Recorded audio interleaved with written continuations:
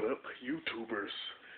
This is your boy Big Metroid Fan 12 coming to you with another video game review, and I'm reviewing Rocket Knight Adventures, released by Konami on the Sega Genesis, and it's an exclusive Sega Genesis game. And the plot behind this game is that I can't pronounce this per se, but a group, an empire called the Xenos, and I know I'm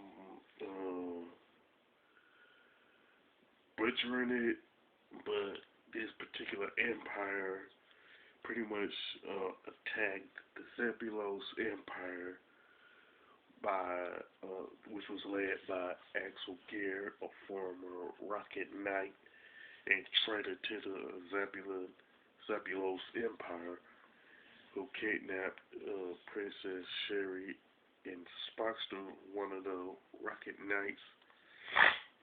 Is on a mission to save her and to stop him from his evil intentions. Now, Sparkster is a possum, and he's pretty much armed with a sword that shoots short projectiles, and you can also use his rocket pack to, if you like, charge up the A or C button, and once you release it, it would release different types of like rocket attacks.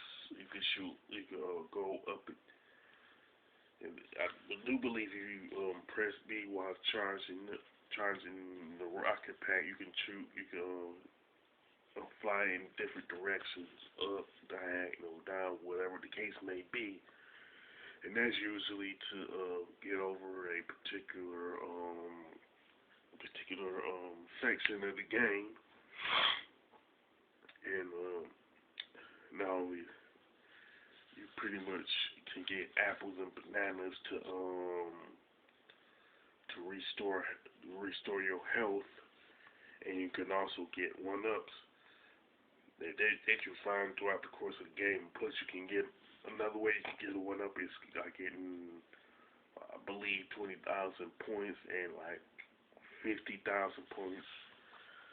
After that, either that or 30,000 points. I looked at it, but I forgot what number you get that you need to get an extra 1-up after you score 20,000. Plus, there are like 7 stages in the game that's divided up into sections where you fight different enemies like pigs and stuff. Now, each stage has like either 1 or 2 sub bosses plus a boss at the end of each stage.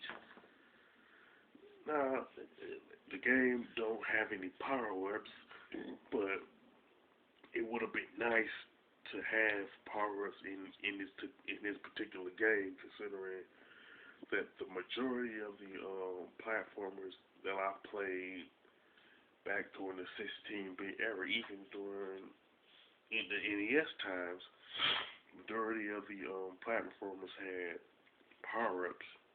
It would have been nice to for this one to have it too, but it wasn't. It's not like a major complaint. Plus, Sparkster can jump from tree to tree by using his tail, considering that he's a possum and everything. And actually, the background looks kind of nice too. You know what I'm saying? Which leads me to the graphics and level design. The graphics and level designs are pretty good, and I particularly like the background to the game. And there's certain things in the background that that's there that you're probably not going to notice at first, but if you like watch let's plays of this game on YouTube, you probably like notice like different things in the background, kind of like Castlevania 4 for the Super Nintendo, in that when you first start the game, there's a before you enter the castle. There's a skull in the background, and I do especially like the color palettes of Rocket Knight Adventures. Uh, Now the gameplay is pretty good and solid, but I wish the Konami could have had some power ups for Sparkster to use. Whether dependent, it could be anything that would have worked. You know what I'm saying? Just don't see why they didn't add any power ups. And the jumping from tree to tree by your tail can be problematic in that if you try to jump from tree to tree, depending on the design of the tree branch, you can slide it off real quick. You know what I'm saying?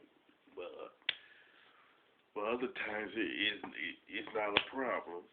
You know what I'm saying? It's just like jumping up. It's not a problem on trying to get from another to another tree branch while jumping across. It is more problematic than anything. But the gameplay overall is pretty good though, and the soundtrack is good, and it does fit the game. You know what I'm saying?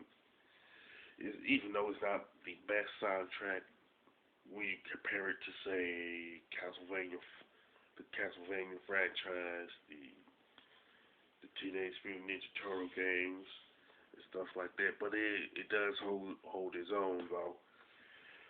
Overall, the Rocket Knight's Adventures for Sega Genesis is a pretty good game, and I would recommend it to gamers, especially retro gamers and gamers who do walkthroughs slash let's plays on their YouTube channel. As far as a score, I would definitely give it an 8 out of 10.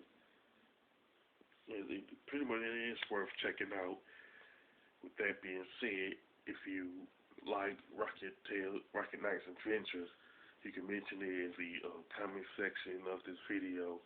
If you like my review of Rocket Knight Adventures, don't hesitate to click the thumbs up button, and share it on like Facebook or Twitter, and don't forget to subscribe. This is your boy Big Metro Fan 12 signing off.